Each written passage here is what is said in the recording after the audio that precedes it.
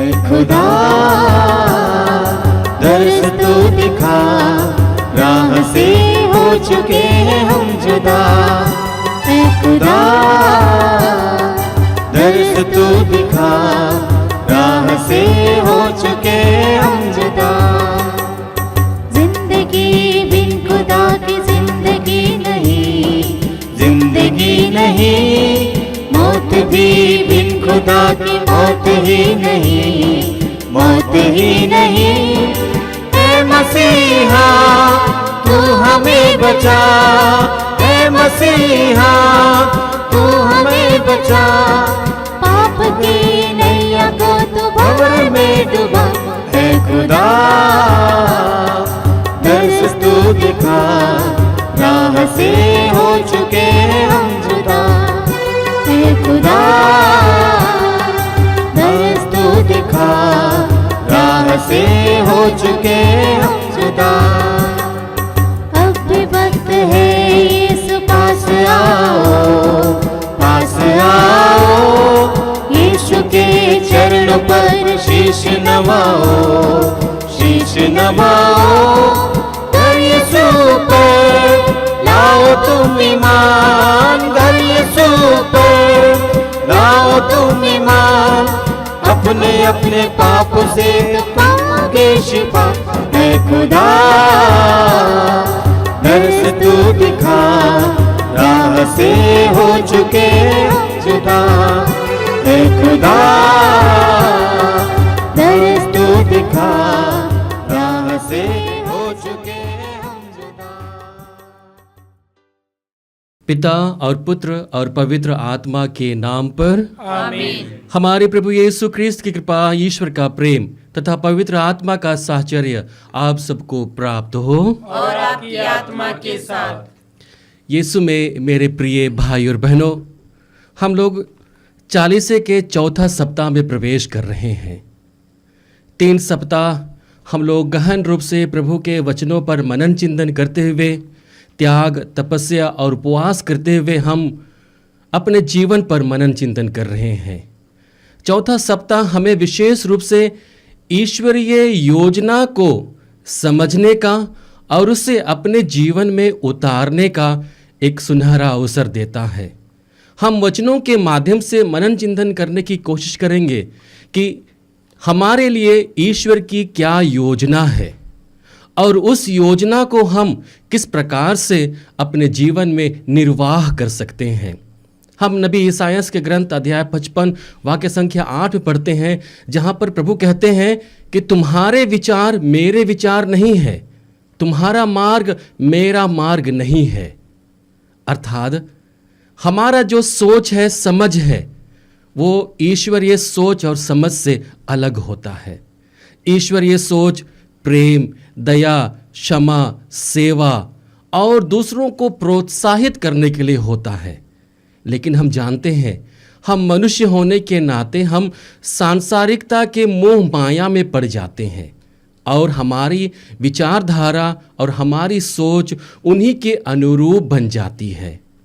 हम पाप में विचारधारा को लेकर आते हैं, दूसरों के लिए दुष्ट में विचारधारा को लेकर आते हैं।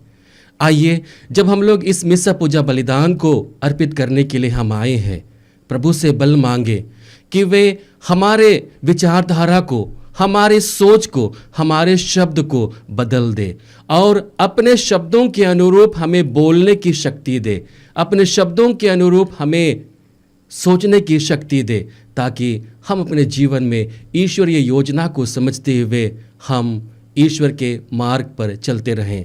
हमारे मन विचार, हमारे मन कर्म से जितने भी पाप हुए हैं, आइए हम उसके लिए प्रभु से क्षमा मांगे।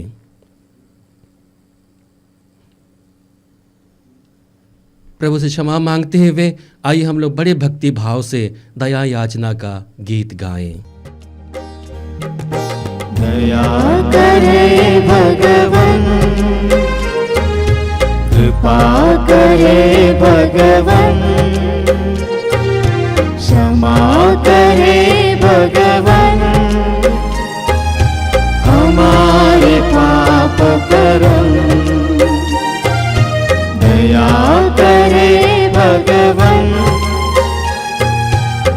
कृपा करे भगवन, क्षमा करे भगवन, हमारे पाप कर्म। पापी है हम सब प्रभु, चरणों में आए तेरे, विनती हमारी तू सुन, अपराध मिटा दे प्रभु। दया करे भगवन, क्षमा करे भगवन, क्षमा करे भगवन, हमारे पाप कर्म, हमारे पाप कर्म, हमारे पाप कर्म। हम प्रार्थना करें। आइए इस मिसा पूजा बलिदान को चढ़ाने के लिए अपने अपने विशेष मतलबों को जो हम लेकर आए हैं हम प्रभु के पावन चरणों में समर्पित करें। इसके साथ ही साथ कलीसिया के मतलबों को भी हम प्रभु के पावन चरणों में समर्पित करते हुए उन सभी निवेदनों के लिए प्रार्थना करें। हे ईश्वर, तूने अपने अनादि शब्द द्वारा मानव जाति के साथ अद्भुत रीति से मेल मिलाप करता है। ख्रिस्तीय प्रजा ज्वलंत भक्ति और प्रबल विश्वास के साथ आगामी समारोह को मनाने के लिए शीघ्रता से आगे बढ़े।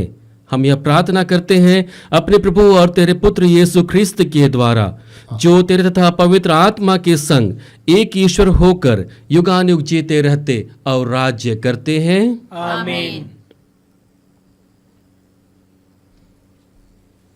बुद्धि और हृदय को तेज बना ले ईश्वर आपको आशीर्वाद प्रदान करे ताकि आप वचन को सुना सको।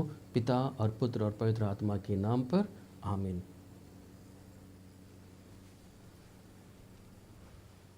चालीसे का चौथा इतवार। पहला पाठ सामुएल का पहला ग्रंथ, अध्याय 16, पद संख्याएँ 1, 6 से 7 और 10 से 13 तक। प्रभु ने सामुएल से कहा, तुम सींग में तेल भर कर लाओ। मैं तुम्हें बेतलहम निवासी यिशै के यहाँ भेजता हूँ, क्योंकि मैंने उसके पुत्रों में से एक को राजा चुना है। जब यिशै के पुत्र सामुएल के सामने आए तो सामुएल इलियाब को देखकर यह सोचने लगा कि निश्चय ही यही ईश्वर का अभिषिक्त है। परंतु ईश्वर ने सामुएल से कहा, उसके रूप रंग और लंबे कद का ध्यान ना रखो, मैं उसे नहीं चाहता। प्रभु मनुष्य की तरह विचार नहीं करता। मनुष्य तो बाहरी रूप रंग देखता है, किंतु प्रभु हृदय देखता है।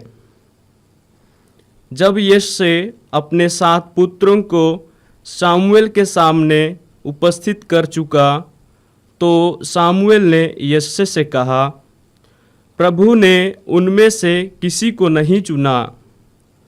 उसने यिशै से पूछा, क्या तुम्हारे पुत्र इतने ही हैं?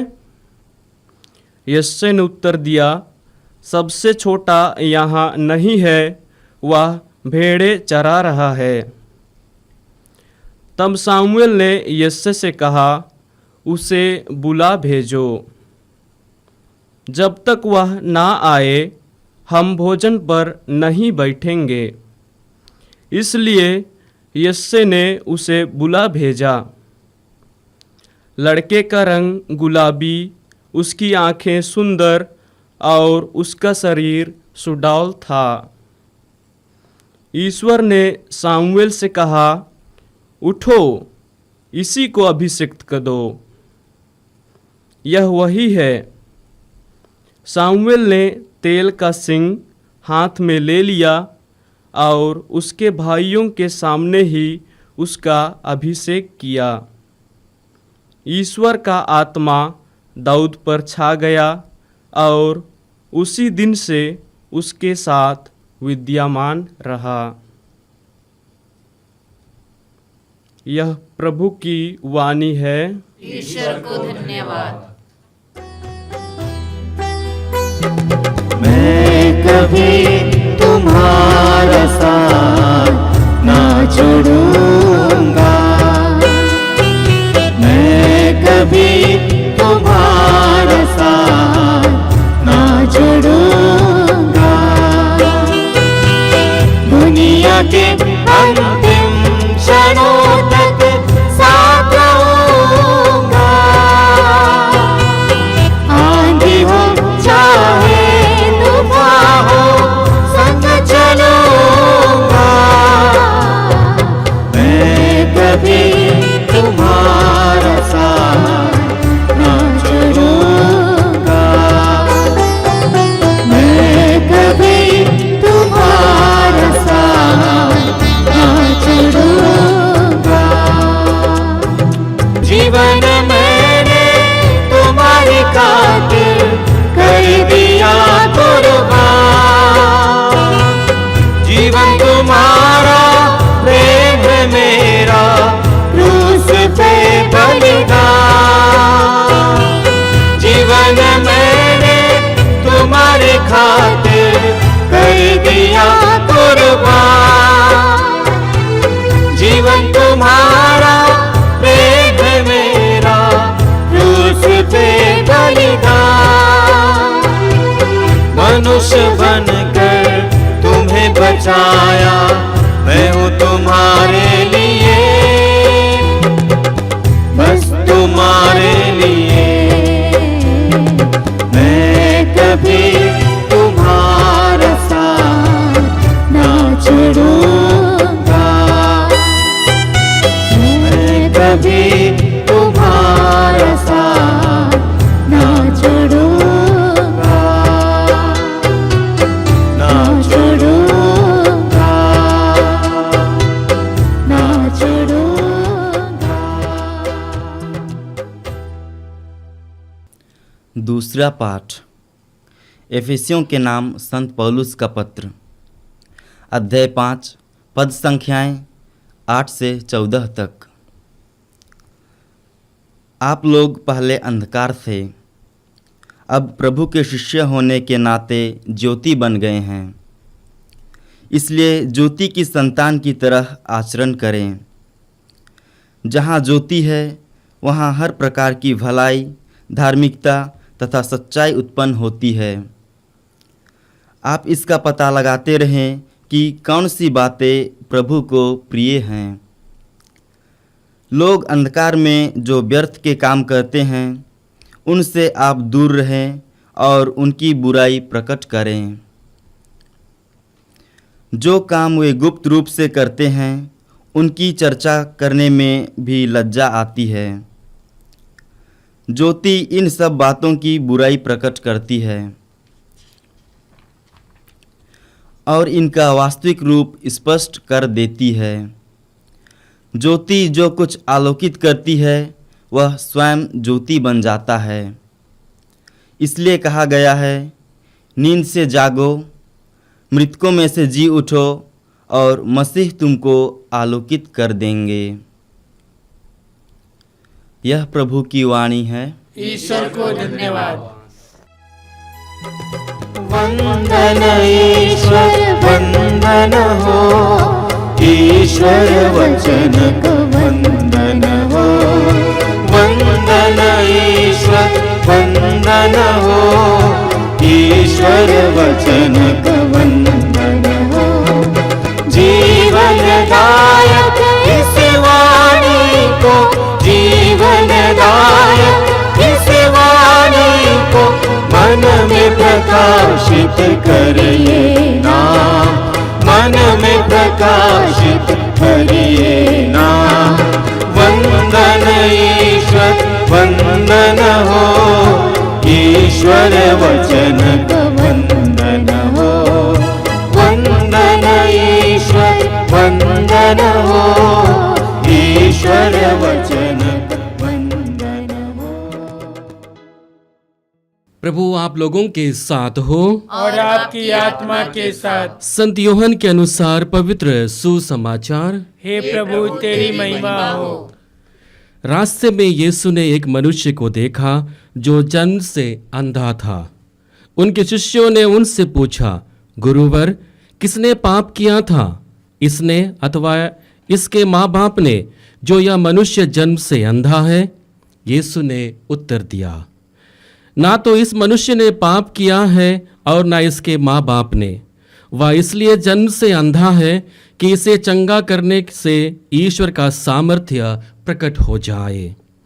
जिसने मुझे भेजा है, हमें उसका कार्य दिन बीतने से पहले ही पूरा कर देना है। रात आ रही है जब कोई भी काम नहीं कर सकता। मैं जब तक संसार में हूँ तब तक संसार की ज्योति हूँ। उन्होंने भूमि पर थूका, थूक से मिट्टी सानी और वह मिट्टी अंधे की आँख पर लगाकर उससे कहा, जाओ सिलोआम के कुंड में नहा लो। सिलोआम का अर्थ है प्रेषित। वह मनुष्य गया और नहाकर वहां से देखता हुआ लौटा। उसके पड़ोसी और वे लोग जो उसे पहले भीख मांगते देखा करते थे बोले, क्या यह वही नहीं है जो बैठे हुए भीख मांगा करता था? कुछ लोगों ने कहा, हाँ यह वही है। कुछ ने कहा, नहीं, यह उस जैसा और होगा। उसी ने कहा, मैं वही हूँ। इस पर लोगों ने उससे पूछा, तो तुम कैसे देखने लगे? उसने उत्तर दिया, जो मनुष्य यीशु कहलाते हैं, उन्होंने मिट्टी सानी और मेरी आंखों में लगाकर कहा, सिलोआम जाओ और नहा लो। मैं गया और नहाने के बाद देखने लगा। उन्होंने उससे पूछा, वह कहाँ है? उसने उत्तर दिया, मैं नहीं जानता। लोग उस मनुष्य को जो पहले अंधा था फरीसियों के पास ले गए। जिस दिन यीशु ने मिट्टी सान कर उसकी आंखें अच्छी की थी, वह विश्राम का दिन था। फरीसियों ने भी उससे पूछा कि वह कैसे देखने लगा। उसने कहा, उन्होंने मेरी आंखों पर मिट्टी लगा दी और नहाने के बाद देखने लगा। इस पर कुछ फरीसियों ने कहा, वह मनुष्य ईश्वर के यहाँ से नहीं आया है, क्योंकि वह विश्राम दिवस के नियम का पालन नहीं करता। कुछ लोगों ने कहा, पापी मनुष्य ऐसे चमत्कार कैसे दिखा सकता है? इस तरह उनमें मतभेद हो गया। उन्होंने फिर अंधे से पूछा, जिस मनुष्य ने तुम्हारी आंखें अच्छी कर दी हैं, उसके विषय में तुम क्या कहते हो? उसने उत्तर दिया, वह नबी है। यहूदियों को विश्वास नहीं हो रहा था कि वह अंधा था और अब देखने लगा है। इसलिए उन्होंने उसके माता पिता को बुला भेजा और पूछा, क्या यह तुम्हारा बेटा है जिसके विषय में तुम यह कहते हो कि यह जन्म से अंधा था? तो फिर यह कैसे देखने लगा है? उसके माता पिता ने उत्तर दिया, हम जानते हैं कि यह हमारा बेटा है और यह जन्म से अंधा था, किंतु हम यह नहीं जानते कि अब यह कैसे देखने लगा है। हम यह भी नहीं जानते कि किसने इसकी आंखें अच्छी की हैं। यह सयाना है, इसी से पूछ लीजिए, यह अपनी बात आप ही बोलेगा। उसके माता पिता ने यह इसलिए कहा कि वे यहूदियों से डरते थे। यहूदी यह निर्णय कर चुके थे कि यदि कोई यीशु को मसीह मानेगा तो वह सभागृह से बहिष्कृत कर दिया जाएगा। इसलिए उसके माता पिता ने कहा, यह सयाना है, इसी से पूछ लीजिए। उन्होंने उस मनुष्य को जो पहले अंधा था फिर बुला भेजा और उसे शपथ दिलाकर कहा, हम जानते हैं कि वह मनुष्य पापी है। उसने उत्तर दिया, वह पापी है या नहीं, इसके बारे में मैं कुछ नहीं कह सकता। मैं यही जानता हूँ कि मैं अंधा था और अब देखने लगा हूँ। इस पर उन्होंने उससे फिर पूछा, उसने तुम्हारे साथ क्या किया? उसने तुम्हारी आंखें कैसी अच्छी की? उसने उत्तर दिया, मैं आप लोगों को बता चुका हूँ, लेकिन आपने उस बात पर ध्यान नहीं दिया। आप फिर क्यों सुनना चाहते हैं? क्या आप लोग भी उसके शिष्य बनना चाहते हैं? वे उसे बुरा भला कहने लगे और बोले, तू ही उसका शिष्य बन जा। हम तो मूसा के शिष्य हैं। हम जानते हैं कि ईश्वर ने मूसा से बात की है, किंतु उस मनुष्य के विषय में हम नहीं जानते कि वह कहाँ का है। उसने उत्तर दिया, यही तो आश्चर्य की बात है। उन्होंने मुझे आंखें दी हैं और आप लोग यह नहीं जानते कि वह कहाँ के हैं। हम जानते हैं कि ईश्वर पापियों की नहीं सुनता, वह उन लोगों की सुनता है जो भक्त हैं और उसकी इच्छा पूरी करते हैं। यह कभी सुनने में नहीं आया कि किसी ने जन्मांध को आंखें दी हैं। यदि वह मनुष्य ईश्वर के यहाँ से नहीं आया होता तो वह कुछ भी नहीं कर सकता। उन्होंने उससे कहा, तू तो बिल्कुल पाप में ही जन्मा है, तू हमें सिखलाने चला है। और उन्होंने उसे बाहर निकाल दिया। यीशु ने सुना कि फरीसियों ने उसे बाहर निकाल दिया है, इसलिए मिलने पर उन्होंने उससे कहा, क्या तुम मानव पुत्र में विश्वास करते हो? उसने उत्तर दिया, महोदय, मुझे बता दीजिए कि वह कौन है जिससे मैं उसमें विश्वास कर सकूं। यीशु ने उससे कहा, तुमने उसे देखा है, वह तो तुमसे बातें कर रहा है।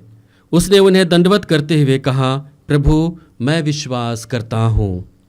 यीशु ने कहा, मैं लोगों को पृथक्करण का निमित्त बनाकर संसार में आया हूँ, जिससे जो अंधे हैं वे देखने लगे और जो देखते हैं वे अंधे बन जाएं।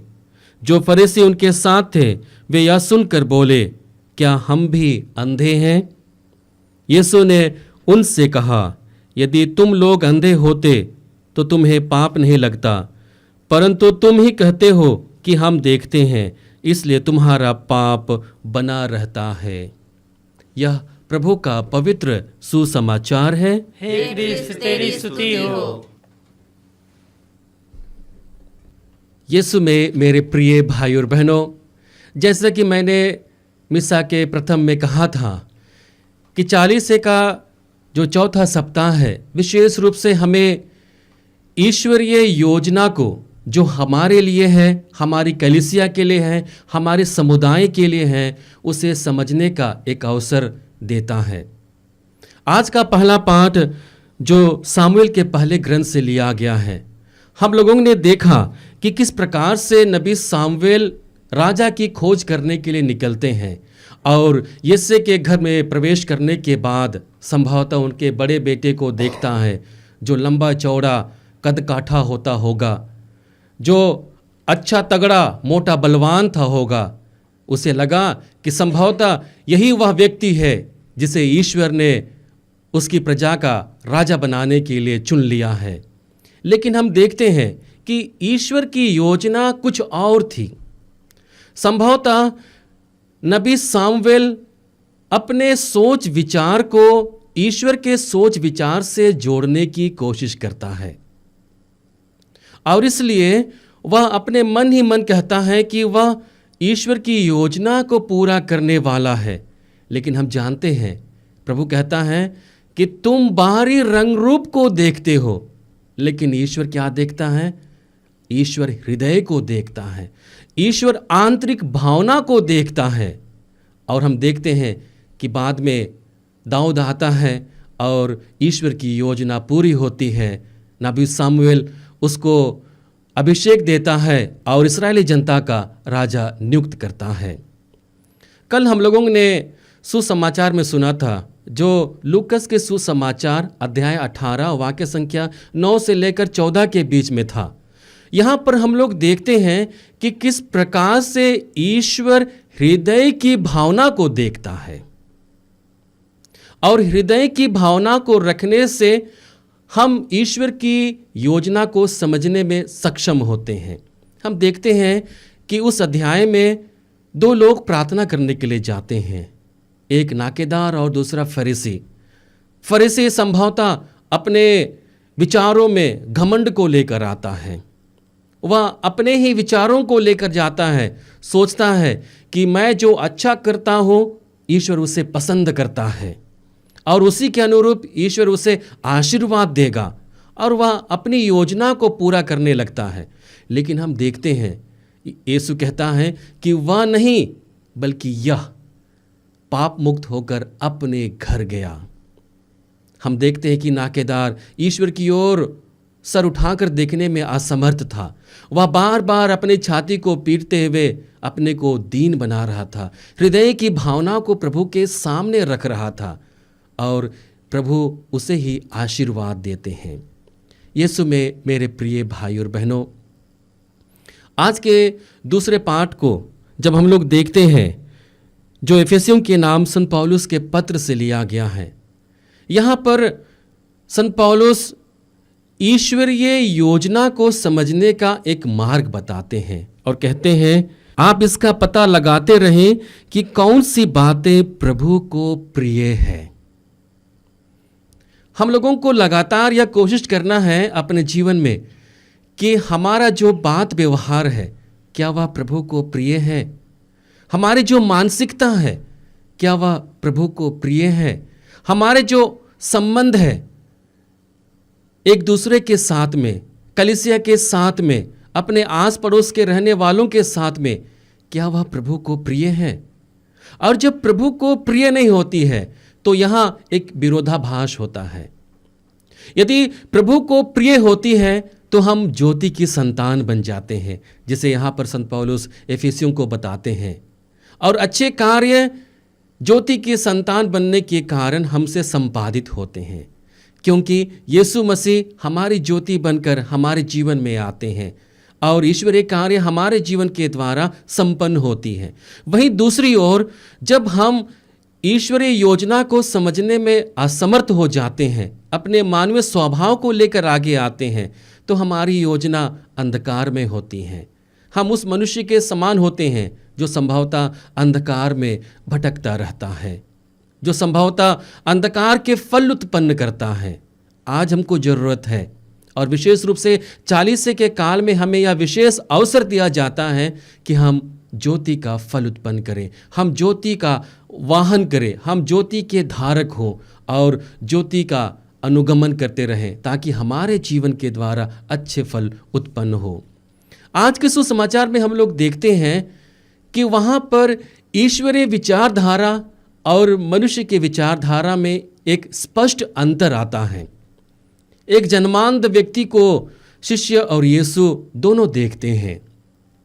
शिष्य लोग उस जन्म से अंधे व्यक्ति को देखते हुए कहते हैं कि यह पाप किया होगा, इसके अंधेपन का कारण पाप है।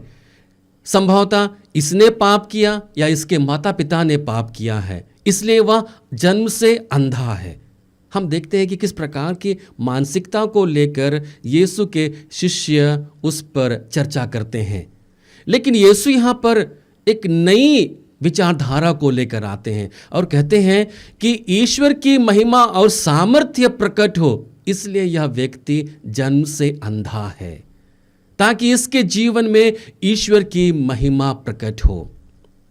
यीशु में मेरे प्रिय भाई और बहनों, 40 का काल हमारी विचारधारा को बदलने का समय होता है। अधिक से अधिक सकारात्मकता को अपने जीवन में लाने के लिए हमें मदद करता है, ताकि हम एक स्पष्ट विचारधारा को लेकर अपने जीवन को जिएं। उस विचारधारा को लेकर आए जहां दूसरों के लिए प्रेम हो, जहां दूसरों के लिए क्षमा हो, जहां दूसरों के लिए अपनत्व हो, ना कि हम दूसरों को बहिष्कृत करें, दूसरों को हम दुत्कार दें, दूसरों के खिलाफ हम नकारात्मक शब्द बोलें। आइए हम प्रभु से प्रार्थना करें कि प्रभु हमें वह बल दे कि अभी आने वाले जो भी समय हम इस पुण्य काल में बिताने वाले हैं, हम प्रभु के मार्ग को समझ पाएं। जिस प्रकार से प्रभु संपत्ति के सुसमाचार में कहते हैं, तुम संसार की ज्योति हो, तुम संसार के नमक हो। आज हमें आवश्यकता है उसी ज्योति को अपने जीवन में प्रदर्शित करने का, उस नमक के समान अपने जीवन में आदर्श लेने का। प्रभु हमें बल दे ताकि हम ईश्वरीय योजना को समझते हुए इस संसार की ज्योति बन पाए, इस संसार में एक अच्छा नमक बन पाए। आमीन। आइए हम अपने विश्वास को प्रभु में प्रकट करते हुए कहें, मैं स्वर्ग और पृथ्वी के सृष्टिकर्ता सर्वशक्तिमान पिता ईश्वर और उसके इकलौते पुत्र हमारे प्रभु यीशु ख्रिस्त में विश्वास करता हूँ।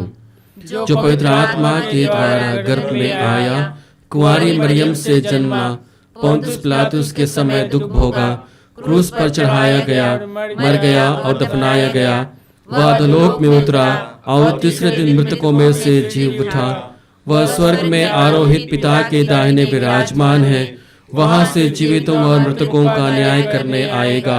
मैं पवित्र आत्मा, पवित्र कैथोलिक कलीसिया, धर्मियों की सहभागिता, पापों की क्षमा, देह के पुनरुत्थान और अनंत में विश्वास करता हूँ। आमीन। यीशु में मेरे प्रिय भाई और बहनों, यह 40 का समय हम लोगों के लिए प्रार्थना का समय है, जहाँ पर हम अपनी प्रार्थनाओं के द्वारा ईश्वर के मार्ग को समझने की कोशिश करते हैं, उसे अपने जीवन में निरूपित करने की कोशिश करते हैं। आइए अपनी सारी प्रार्थनाओं को, निवेदनों को प्रभु के चरणों में समर्पित करते हुए कहें, हे पिता हमारी प्रार्थना सुन। हे पिता हमारी प्रार्थना सुन। हे पिता ईश्वर, आज हम कलीसिया के लिए प्रार्थना करते हैं। पिता ईश्वर, हम सबों पर आशीष एवं कृपा बरसाइए, हर क्षण हमारे साथ रहिए, हमारा पथ प्रदर्शन कीजिए, ताकि हम आपकी वाणी और आपके राहों को पहचान कर आपके प्रेम में निरंतर बढ़ते जाएं। इसके लिए हम प्रार्थना करें। हे पिता हमारी प्रार्थना सुन।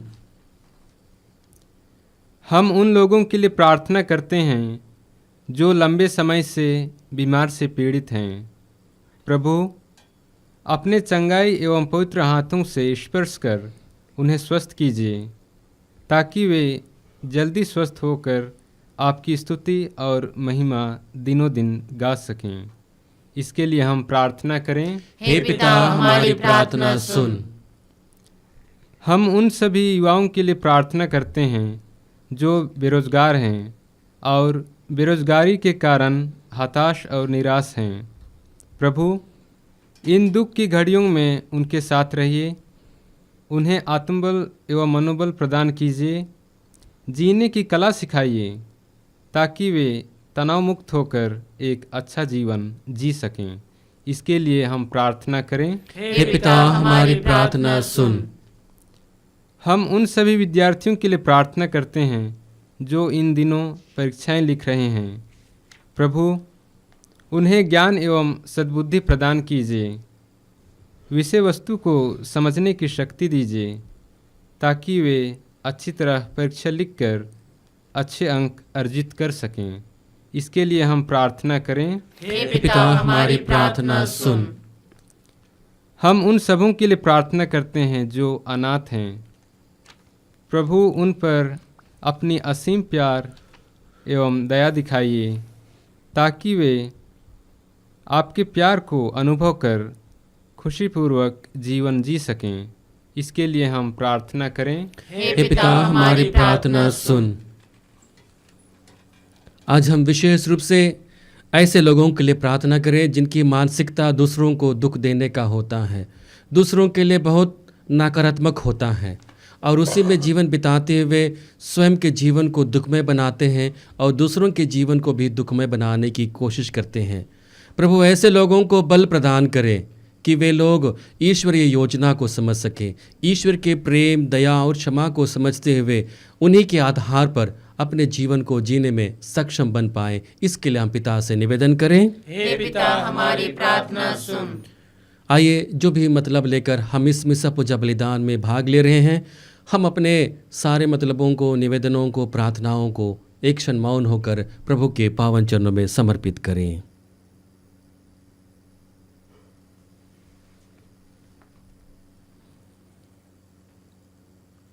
हे सर्वशक्तिमान पिता,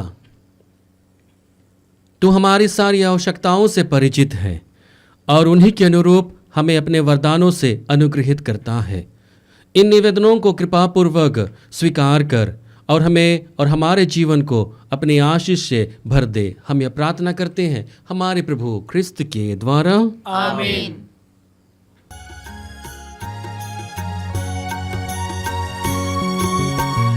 तुमको चढ़ा अब क्या ना, तुमको चढ़ा क्या चढ़ाओ अब क्या नाम तुमको चढ़ाओ क्या। पास मेरे तो कुछ भी नहीं, पास मेरे तो कुछ भी नहीं, तुमको चढ़ाओ क्या। तुमको चढ़ाओ अब क्या नाम तुमको चढ़ाओ क्या।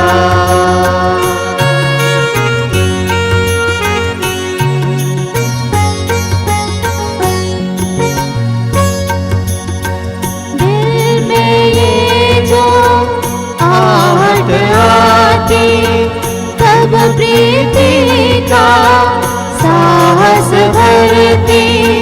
दिल में ये जो आहट आती तब प्रीति का साहस भरती। काबिल नहीं मैं आऊं क्या, आऊं क्या। तुमको चढ़ाओ अब क्या नाम तुमको चढ़ाओ क्या। तुमको चढ़ाओ अब क्या नाम तुमको चढ़ाओ क्या।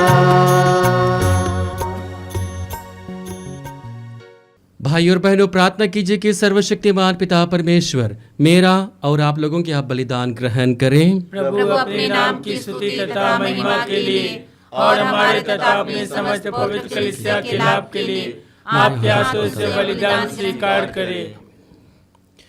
हे प्रभु, हम हर्षित मन से ये दान तेरे सम्मुख लाते हैं। ये अनंत जीवन के लिए हमारी औषधि है। ऐसी कृपा करके हम श्रद्धापूर्वक इनका आदर करें और समस्त संसार की मुक्ति के लिए इन्हें अर्पित करें, हमारे प्रभु क्रिस्त के द्वारा।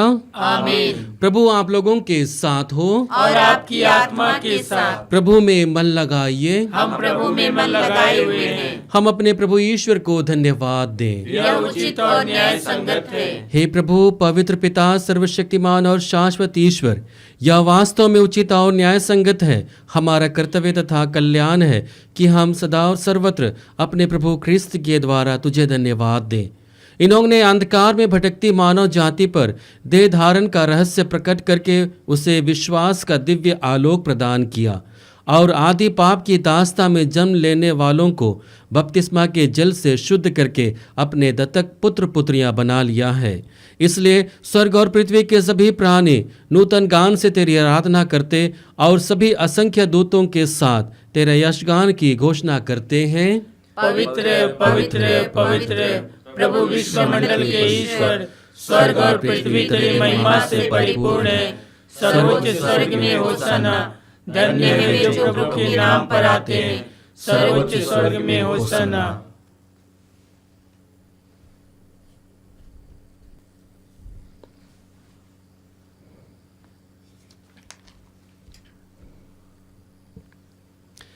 हे प्रभु, तू वास्तव में पवित्र है, सारी पवित्रता का स्रोत है। हम तुझसे प्रार्थना करते हैं, इन उपहारों को अपने आत्मा के संस्पर्श से पवित्र कर दे कि हमारे प्रभु यीशु ख्रिस्त का शरीर तथा रक्त बन जाए। जब वे स्वेच्छा से मृत्यु के लिए सौंपे गए, उन्होंने रोटी ली, तुझे धन्यवाद दिया और रोटी तोड़कर उसे अपने शिष्यों को देते हुए कहा, तुम सब इसे लो और इसमें से खाओ, क्योंकि यह मेरा शरीर है जो तुम्हारे लिए बलि चढ़ाया जाएगा।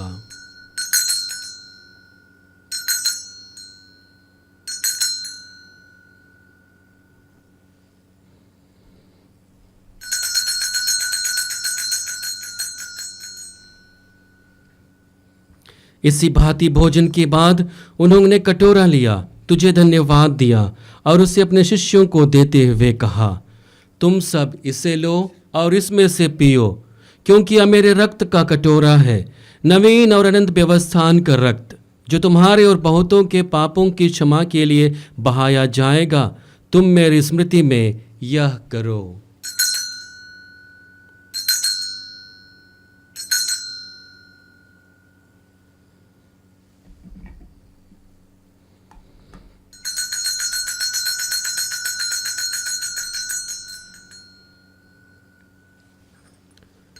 यह है हमारे विश्वास का रहस्य। हे विश्व के उद्धार करता, हमारा उद्धार कर। तूने अपने क्रूस तथा पुनरुत्थान द्वारा हमें मुक्त किया है। इसलिए हम ख्रिस्त की मृत्यु और पुनरुत्थान की स्मृति में तुझे जीवन की रोटी और मुक्ति का कटोरा चढ़ाते हैं। हम तुझे धन्यवाद देते हैं कि तूने हमें अपने सम्मुख उपस्थित होने और अपनी सेवा करने का सौभाग्य प्रदान किया है।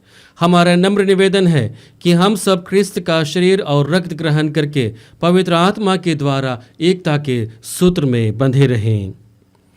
हे प्रभु, हमारे संत पिता फ्रांसिस, हमारे धर्माध्यक्ष यूजिन जोसेफ और सभी याजकों के साथ विश्व भर में फैली अपनी कलीसिया सुधीले तथा इसे प्रेम में सिद्ध बना दे। हे प्रभु, हमारे उन भाई बहनों की भी सुधीले जो पुनरुत्थान की आशा में परलोक सिधार चुके हैं, उन्हें और सभी मृतकों को अपने पुण्य दर्शन का सौभाग्य प्रदान कर हम सब पर दया दृष्टि डाल कि हम भी अनंत जीवन के सहभागी बने और ईश्वर की माता धन्य कुंवारी मरियम, उनके वर धन्य योसेफ, धन्य प्रेरितों और सब संतों के साथ जो युग युग में तेरे प्रति विश्वस्त बने रहें, तेरी स्तुति और महिमा कर सके तेरे पुत्र यीशु ख्रिस्त के द्वारा।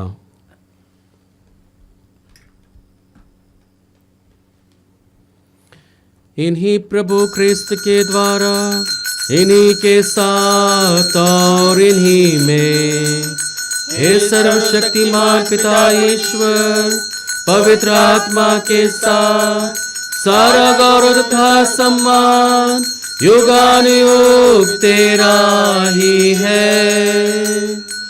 आमीन। आमीन। आमीन।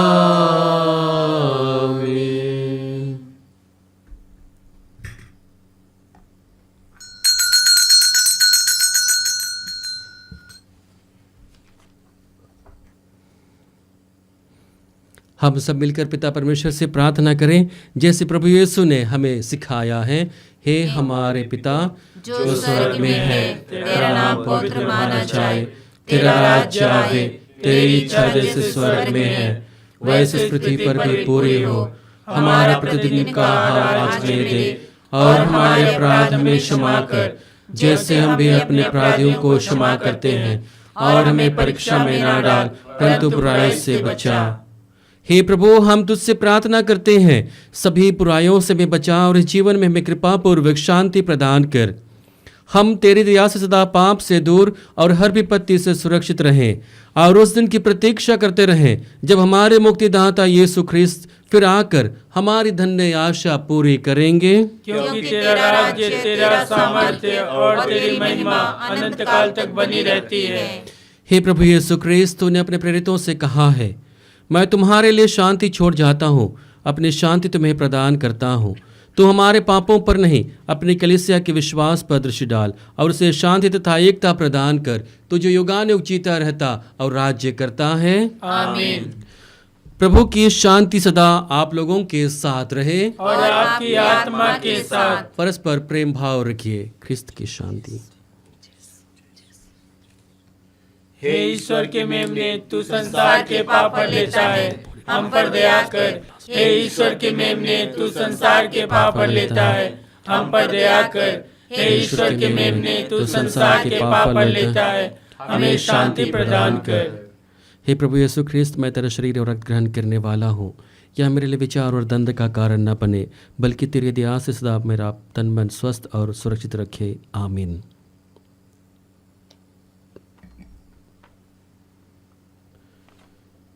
देखिए ईश्वर का मेमना जो संसार के पाप लेता है।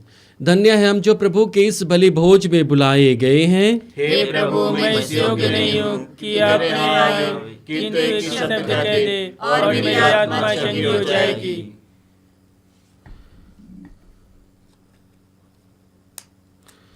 ख्रिस्त का शरीर तथा रक्त हमें अनंत जीवन प्रदान करे। आमीन।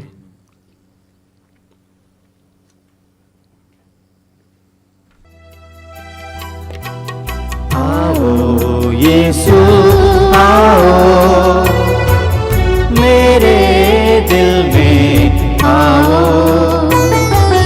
आओ यीशु आओ, मेरे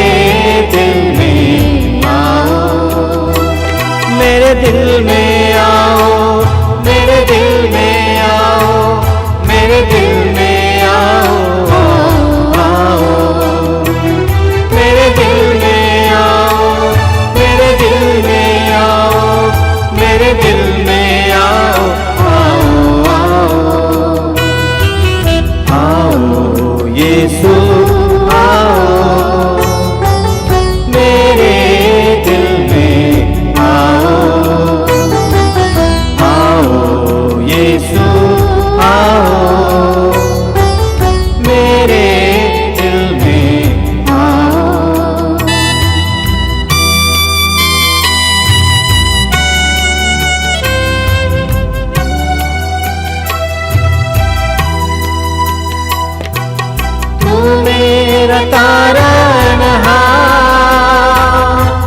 तू मेरा तारनहार,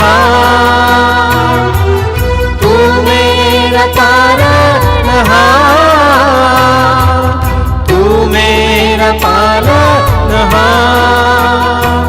मेरे दिल में आओ, मेरे दिल में आओ, मेरे दिल में आओ, आओ आओ, मेरे दिल में आओ, मेरे दिल में आओ, मेरे दिल में आओ, आओ आओ,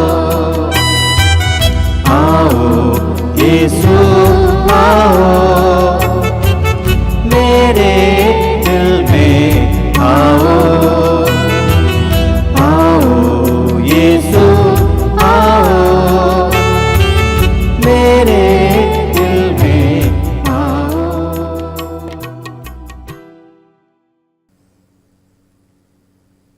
आइए प्रभु के महान वरदान के लिए हम प्रभु का धन्यवाद दें। उस पिता परमेश्वर को धन्यवाद दें जिसने हमें अपने परम प्रिय पुत्र को दिया है और जिसे हम अभी शरीर और रक्त के रूप में अपने जीवन में ग्रहण किया है। यह वही ज्योति है जो हमें ईश्वरीय योजना को समझने में मदद करता है। हम प्रभु का धन्यवाद दें।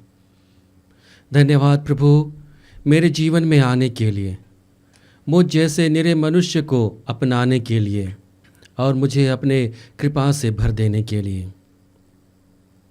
प्रभु जी, जिस प्रकार से मैंने तेरे शरीर और रक्त को ग्रहण करके तुझे अपने जीवन में स्वीकार किया है, प्रभु इस शरीर और रक्त के द्वारा तू हमें ऐसा बल प्रदान कर कि हम लगातार ईश्वरीय योजना को समझने में समर्थ हो पाएं।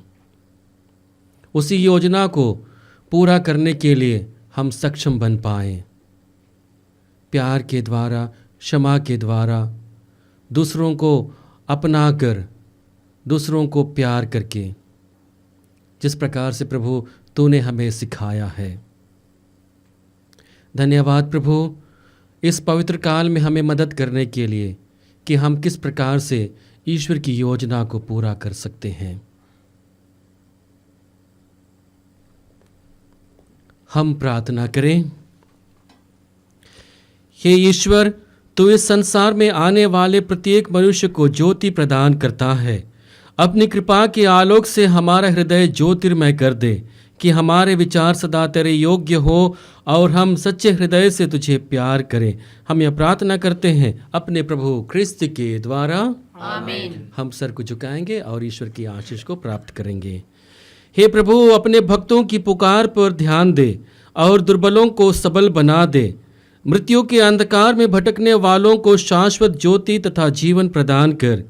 इस तरह सारी बुराइयों से मुक्त होकर हम ज्योति तक पहुंच सके, ऐसी कृपा कर हमारे प्रभु ख्रिस्त के द्वारा, आमीन। प्रभु आप लोगों के साथ हो और आपकी आत्मा के साथ। सर्वशक्तिमान ईश्वर पिता और पुत्र और पवित्र आत्मा आप लोगों को आशीर्वाद प्रदान करें, आमीन। हम सब विदा लें, ईश प्रेम में अपना जीवन बिताएं। ईश्वर को धन्यवाद।